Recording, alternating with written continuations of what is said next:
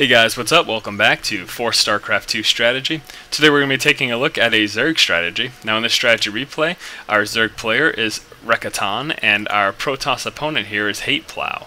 Hateplow, really cool name. In fact, they have a little discussion here as to the coolness of the name Hateplow. So again, this is a Zerg strategy, and more specifically what we're going to be looking at is allowing you to do early pressure as Zerg, and allowing you to break through walls, be it a Protoss wall off with that small choke point or a Terran wall off with those bunkers, supply depots, and or barracks. Allowing you to break through a wall and apply early pressure while still maintaining a strong economy and not going all in. That's kind of the key to this particular strategy. Now what we're going to be looking at is what's called a 5 Roach rush. It involves maintaining and building a strong economy while teching up to roaches and pushing out right after a spawn larva has completed, and you have 5 larvae on the board, and pushing out with those 5 roaches once they spawn. But again, all the while we're going to be maintaining an economy, and the reason I mention this, the reason it's important, is because a lot of early game Zerg builds that involve either getting through or breaking through a wall of your opponent are more or less all in. Now the 6 pool rush involves getting to your opponent's base before they're able to wall in. The 10 pool rush attempts to do the same, but you're not quite as likely to get in if they go for that fast wall in. And then also the Baneling bust, that attempts to break through the wall once it's been up.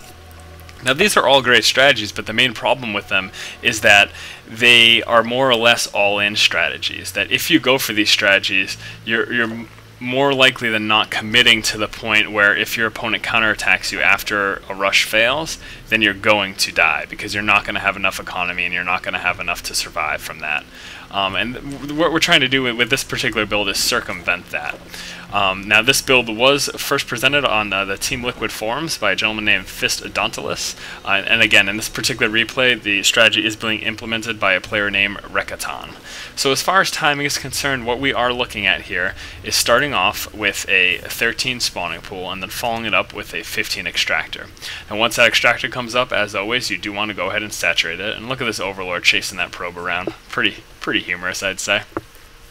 Now, as soon as we can here, now the spawning pool has come up, we started off by making our 2 Zerglings and then started building our Queen as well. The 2 Lings came at 15 supply and then the Queen came at 16 supply. Now, obviously, we do want to get any scouts out of our base, so that's kind of the purpose of getting these 2 Lings. Also, we can use it to scout our opponent if they happen to kill off our initial drone. Now, inside of our opponent's base here, we're seeing some pretty standard stuff. Seeing that standardly timed cybernetics core, as well as 2 assimilators coming down and 1 gateway. We can more or less assume one of 2 things are going to be happening: either that he's going for some gateway tech, that warp gate tech, or that he's going to be going for a fast robo bay. Now this build is going to work strongly against both of those. The only thing that this build is really susceptible to as of now, the only thing I can really see is a straight up stalker build where your opponent goes mass stalkers, or if you're facing a Terran opponent, someone who goes for mass marauders. Now neither of those builds are too popular, so you're going to be fairly safe, and again with scouting information you can kind of determine if they're going for either build, and then you could just switch things up from that point.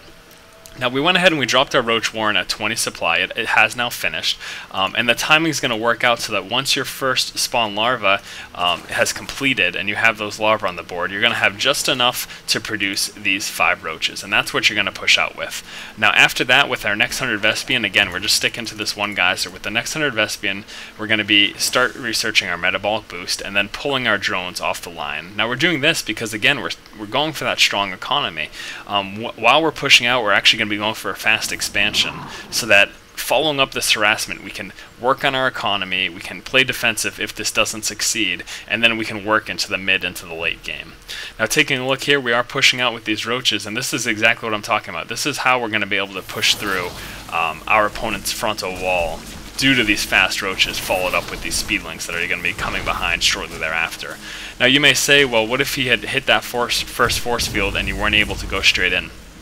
Even if they do hit that initial force field, it's only going to delay you 15 seconds. Now, as you can see, looking in our Protoss opponent's base, he's teching up like is pretty usual for a Protoss player, because again, they expect this frontal wall off to succeed and they don't really have to worry about too much.